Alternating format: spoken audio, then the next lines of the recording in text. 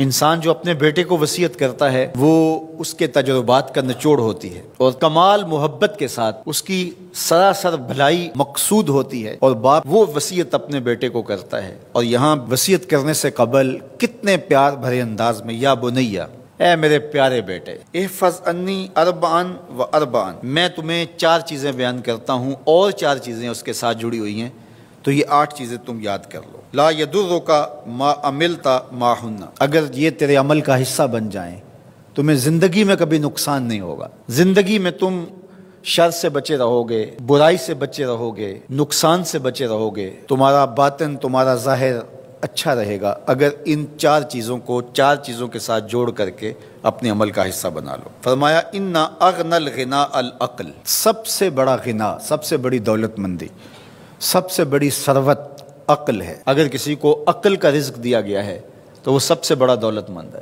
اگر اس کے پاس مال و متاع بہت سارے ہیں لیکن بے وقوف ہے تو وہ دولت مندی نہیں ہے۔ وَأَكْبَرُ الْفَقْرِ الْحُمْقُ، اور سب سے بڑا فقر اور سب سے بڑی محتاجی جہالت ہے۔ سب سے بڑی دولت مندی عقل ہے، اور سب سے بڑی غربت، سب سے بڑی غریبی اور سب سے بڑا فقر اور محتاجی بے وقوفی ہے۔ وَأَوْحَشَ الْوَحْشَةُ الْعُجْبُ، اور سب سے بڑی وحشت تنہائی عجب ہے، خود پسندی ہے، اپنے آپ کو دیکھنا کہ میں بہت کچھ ہوں۔ جو شخص اپنے آپ کو دیکھتا رہتا ہے اور وقت اپنے آپ کو ہی لوگوں کے سامنے پیش کرتا رہتا ہے بنا سنوار کے، وہ تنہا ہو جاتا ہے۔ لوگ اس کی ان خوبیوں کا بھی انکار کر دیتے ہیں جو خوبیاں واقعتاً اس کے اندر موجود ہوتی ہیں۔ اگر پاؤ ہے تو اپنے آپ کو سیر نہ بتاؤ، لوگ پاؤ کا بھی انکار کر دیں گے۔ تو جو جس حالت میں ہو وہی حالت لوگوں کے سامنے ہونی چاہیے، بلکہ اس سے اگر کم ہو۔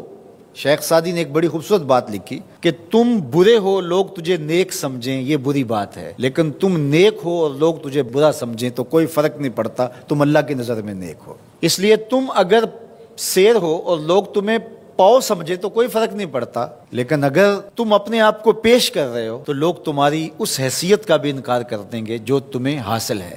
وَأَكْرَمُ الْحَسَبِ حسن الخلق، سب سے اچھا جو حسب و نسب ہے وہ کیا ہے؟ میں فلاں ہوتا ہوں، میں فلاں ہوتا ہوں، میں فلاں کا بیٹا ہوں، فلاں قبیلے سے میرا تعلق ہے، میرا باپ بڑا امیر کبیر تھا۔ اپنا حسب نامہ اس طرح لوگ پیش کرتے ہیں، مجھے جانتے ہو کہ میں فلاں ابن فلاں ہوں۔ سیدنا علی المرتضیٰ فرماتے ہیں بہترین جو حسب ہے جو آپ پیش کرتے ہیں وہ کیا ہے؟ حسن الخلق، تمہارے اخلاق کیسے ہیں، تمہارا خلق گواہی دے گا کہ تم اچھے خاندان کے چشم و چراغ۔ مشکانست کے خود ببوئت نہ کہ عطار بگوئت۔ فارسی کا ایک مقولہ ہے کہ خوشبو وہ ہوتی ہے جو خود بتائے کہ میں خوشبو ہوں۔ خوشبو بیچنے والا بتاتا پھر ذرا سونگ کے دیکھیے یہ بڑی اچھی خوشبو ہے، ذرا سونگیے، کہا یہ بتانے کی ضرورت نہیں۔ حضرت علی المرتضیٰ فرماتے ہیں تمہارے خلق کی خوشبو سے لوگ سمجھ جائیں گے یہ کون ہے، تمہارے اخلاق اتنے اچھے ہوں کہ لوگ پہچان جائے تم کون ہے۔ تو بہترین حسب و نسب کیا ہے؟ اپنے بیٹے حضرت امام حسن رضی اللہ تعالیٰ عنہ کو بتا رہے ہیں، مجھے بتائیے امام حسن سے بہتر نسب اور حسب کس کا ہو سکتا ہے؟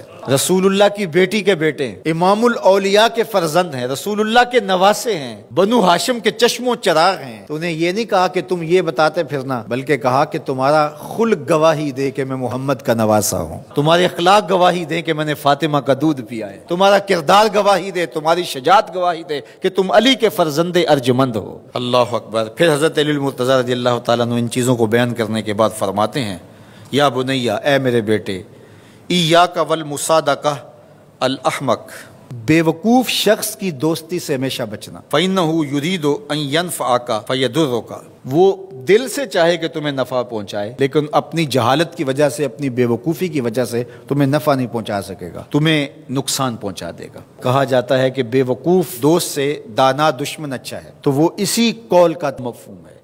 آپ نے اپنے بیٹے حسن کو یہ نصیحت کی، یہ نصیحت پلے باندھنے، اور کبھی بھی جاہل اور بے وقوف سے دوستی نہ رکھیں، اس سے رویہ اچھا رکھیں، سلوک اچھا کریں، اس کے لیے خیر کا ذریعہ بنیں۔ آپ یہ مطلب نہیں کہ بے وقوف کو آپ سلام بھی نہ کریں، لیکن دوستی اعتماد آپ اس پہ نہیں کر سکتے۔ وَإِيَّاكَ وَمُصَادِقَةَ الْبَخِيلِ، اور بخیل سے کبھی بھی دوستی نہ لگانا۔ فَإِنَّهُ يَبْعُدُ عَنْكَ أَحْوَجَ مَا تَكُونُ إِلَيْهِ، اس لیے کہ جب تجھے انتہائی ضرورت کا وقت آئے گا تو وہ تجھ سے دور ہٹ جائے گا، اور تو اس پہ توقع لگائے ہوئے ہوگا کہ میرا دوست ہے اور اوکھے ویلے میرے کام آئے گا، لیکن اوکھے ویلے وہ کام نہیں آئے گا۔ تو بخیل سے دوستی کا رب نہیں رکھنا۔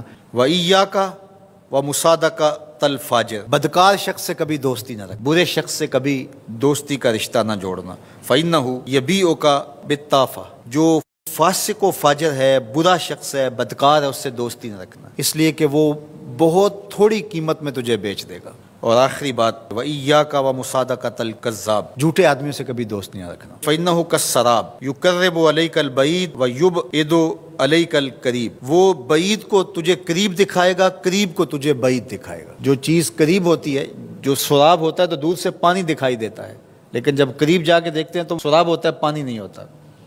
تو کہا وہ بھی سراب کی طرح ہوتا ہے، کذاب، جھوٹ بولنے والا، جو تجھے وہ نقشہ کھینچے گا جو ہوگا نہیں، تجھے وہ چیزیں بتائیں گا جو نفس العمل میں نہیں ہوں گی، اور تو ایک مغالطے میں مارا جائے گا۔ یہ ہے حضرت سیدنا علی المرتضیٰ رضی اللہ تعالی عنہ کے وہ اقوال نور، جن کی گہرائی، گیرائی اور حکمت سے بھرے ہوئے یہ کلمات سے پھوٹتے ہوئے اجالے ہماری زندگی کو ایک اسلوب دیتے ہیں۔